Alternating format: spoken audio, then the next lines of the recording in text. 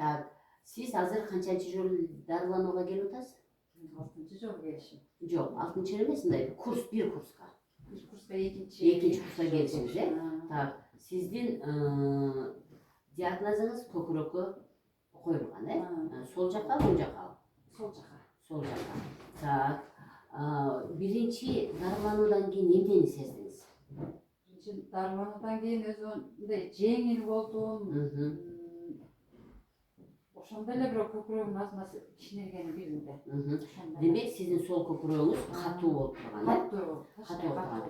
Сиз ошону канча убакыт болду байкаганыңызга?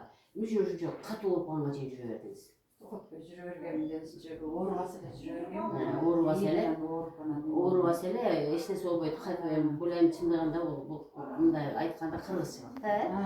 Ошо, бул өтүп кетет деп сиз сол көкүрөгүңүздүн катып баратканына көңүл бурбай койдуңуз.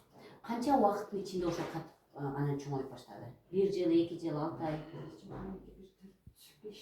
4-5 жылда, 4-5 жылда. Сиз 4-5 жылдан мурун катуу стресс алдыңыз беле?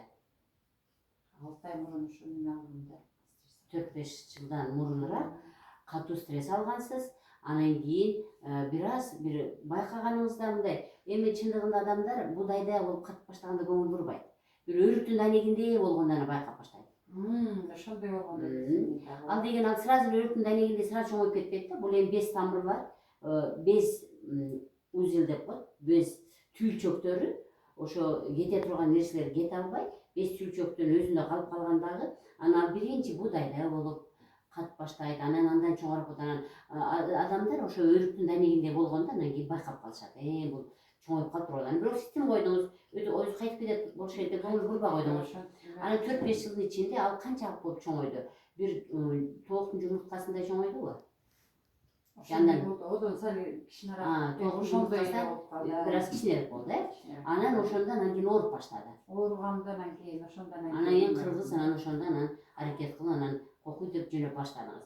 Биринчи эле кайсы врачка бардыңыз? УЗИге бардыңызбы? УЗИге бардым, барып андан кийин операция деди. Операция кылдырбай анан кийин ошо онкологко консультацияга бардыңызбы, кеңеш алган? Онкологко биринчи киргенимде УЗИге түш деди. УЗИден анан кийин ол операция, анализ алыш керек, биопсия деп ошондой немелерди алыш керек деди. Анан ондой кылбай эле анан кийин келип мени угуп мага келдиңиз.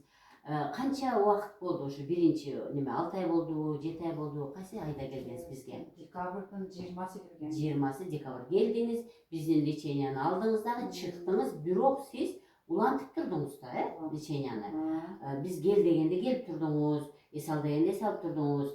Эми ошол декабрдан мына азыр май келип калды. Ушул убакыттын ичинде баягы жумурткадай, тооктун жумурткасындай нерсе канчалык болуп кичинерди? Өрүктүн немесиндей болуп калды. Өрүктүн данегин чейин кичинерди, жумшарды. Так, демек сиз биз айткан режимден чыккан жоксуз и баарын жасап аттыңыз. Ошо тамакты бузган жоксуз, 5 көнүгүүнү жасап атасыз, суу ичкенди ичип атасыз, сүт, айран, алардын баарын токтоттуңуз. Эми кошумча мен ошол мына азыр Өзбекстанда бир Кахраман деген жигит чөп менен заниматься этип атат. Эми мен дайыма айтам, ошо бир эле чөптүн өзү жардам бербейт. Аны мынагу биз айткан методду колдонуп туруп, анан кийин кошумча кошо алып кетиңиз дедим. Сиз Кахраманды торпеда деген чөбүн иштеңиз. Дагы жакшы болгонду сезип баштадыңыз. Ооба, дагы ошодон торпеданын иштеп настойкасы бар, ошону ичип атам. Дагы жакшы болгонун сездиңиз. Тигилер жумурткадай болгон тоок жумурткасындай кичинерip өрүктүн данегинде болду. Башыңыз ооручу беле мурун? Аз-маз ооручу. Аз-маз ооручу эле. Болгону сиз көкүрөгүңүз катуу, анан сол жагыңыз ооруп гана келгенсе, мындан тышкары сиздин ичиңиз катчу беле?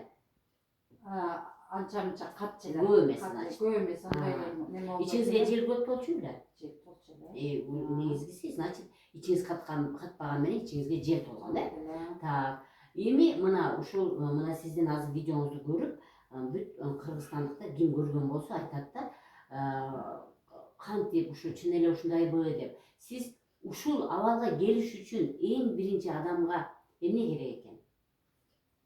Birinçiden şu görevlilik жасаш керек eкен, şu vrachni aytkanын kılış керек eкен, su içiş керек eкен.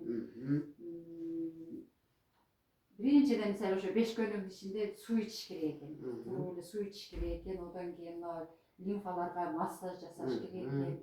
Odan көкүрөккө неме жасаш керек eкен, неме курсакка, көкүрөккө дейм я, курсакка неме кылыш керек eкен.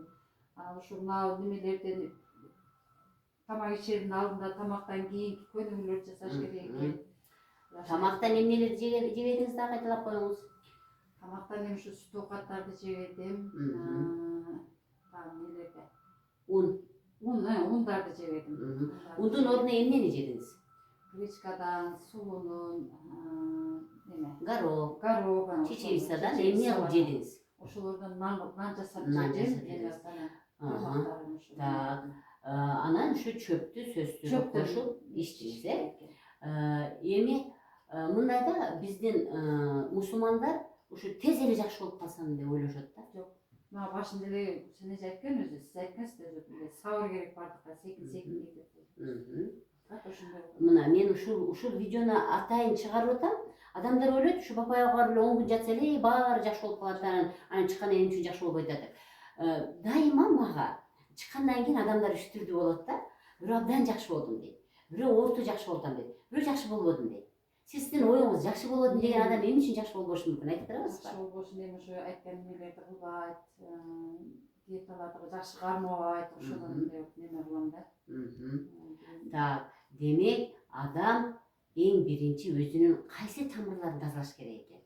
Немелерди, лимфа бездерди, без тамырларын, кан тамырларын тазаламайынча, лимфа бездерди тазаламайынча, ошолорду тазаламайса эми жакшы болбойт. Бул нерсе жакшы болбой турган, сиз ынандыңыз, мына декабрь болгон болсо, азыр уже почти 5 айга кетип атат, 5 айда сиз абдан жакшы результат көрүпсүз.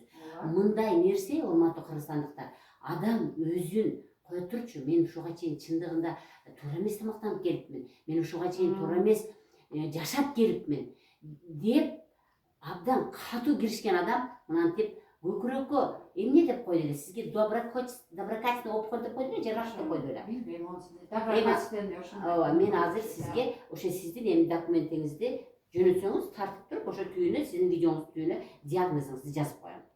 Элдерге түшүнүктүү болсун, Демек, карагыла, урматтуу мекендештер. Мен азыр ушул видеого да кошумча видео кошомун. Ал жерде деген көрдүңүзбү? Организмде бизчи клеткадан турабыз. Ушул ар бир клетка тамактанат. Ага тамак алып барган артерия деген кан тамыры бар. Андан кереги жок нерсени алып кетип аткан без деген тамыр бар. Алар бездер апарып туруп венага апарып кошуп берет экен. Вена биздеги керексиз нерселерди сыртка чыгарат экен. Андан тышкары нерв тамыры бар экен. Демек, ар бир клеткабыз канчалык жакшы тамактанса, канчалык ошондон керексиз нерсе кетип турса, ошол клетка ордуна келип калат экен да. Сиз ушуга чейин көкүрөктүн клеткаларын бүт баарын сиз керексиз нерсеге батырып алгансыз да. Бүт баарын батырып алгансыз. Бул деген сөз туура эмес тамактангансыз, туура эмес тамак келген, кете турган нерсе кетпестен, клеткаларда калып калган, бездердин өзүндө калып калган, клетка арасында калып калган, анан алар чогулуп туруп, анан кийин мындай бир образование деп коет, мындай бир мындай катуу нерсе пайда болуп калган да. Демек, эми ошол нерсени кетириш бул 10 күндүк эмес да. Сөзсүз түрдө адам күнүгө өзү менен өзү иштеш керек экен. Эң негизгиси эмне экен? Бул нерв системасы. Ооба, сиз канчалык кыжаат болуп турсаңыз, бул көкүрөк жакшы болбойт. Ооба, нервди да сактап секин да өзүңө неме алып жүрүшүң керек. Адам өзүн өзү токтотуп, көп нерсеге кыжаат болбостон, сыгылбастан, ошон үчүн да айтат да, сен кечегиге да сыгылба дейт. Алдыңкыга да сыгылба дейт. Кудай таалам өзү менен мен билем дейт экен. Сен алдыңкыга кыжаат болуп, артка кыжаат болуп эмне кыласың? Сен бүгүн сенин көзүңдү ачтыңбы? Жашай бер жыргап дейт экен, чынбы? Демек, биз кечегиге дагы, алдыңкыга дагы кыжаат болбосун, бардыгы Кудайдан деп туруп, бүгүнкү күндө нервди тынч коюп, сонун күлүп жайнап жашаганга үйрөнүшүбүз керек экен. Албетте буга келиш кыйын. Сиз деле ушундай болуп сыгылып жүргөнсүз да, чынбы? Айтыңызчы, кандай мындай сыгылып жүрдүңүз, анан азыр кантип өзүңүз менен өзүңүз иштеп атасыз? Нерв жагынан. Анда эми сыгылганда сыгылып, жөнөкөй нерселерге деле майда сыгылып, неме болчу элем.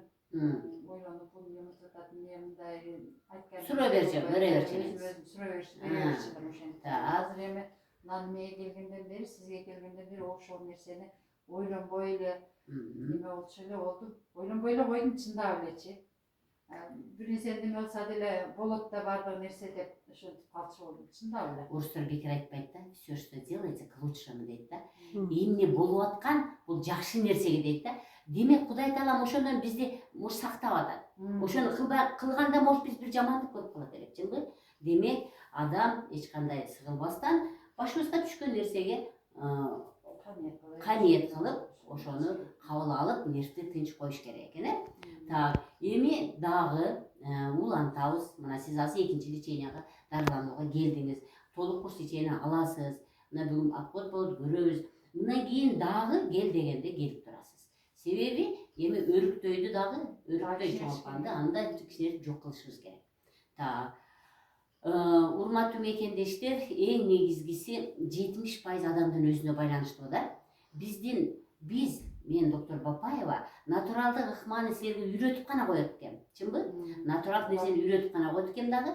Кел дегенде келип, биз ошондон чыгарганга аракет кылып, өзүбүздүн методдорду колдонот экенбиз. Бирок чыккандан кийин улап кетиш өзүңөрдөн экен, э? Эми мен баягы аз башында айткандай, менде 3 адам 3 түрдүү да.